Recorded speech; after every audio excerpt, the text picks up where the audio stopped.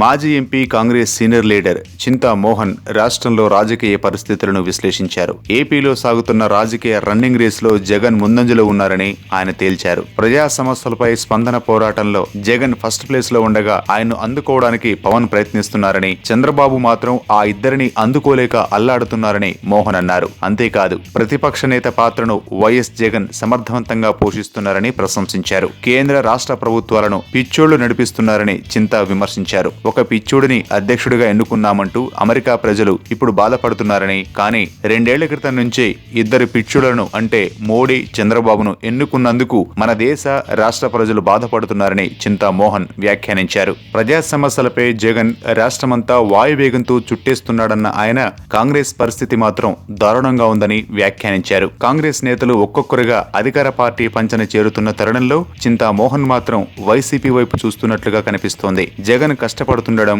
ఆయన సామర్థ్యంపై నమ్మకంతో ఆ పార్టీలో చేరే అవకాశాలు ఉన్నాయని తిరుపతిలో టాక్.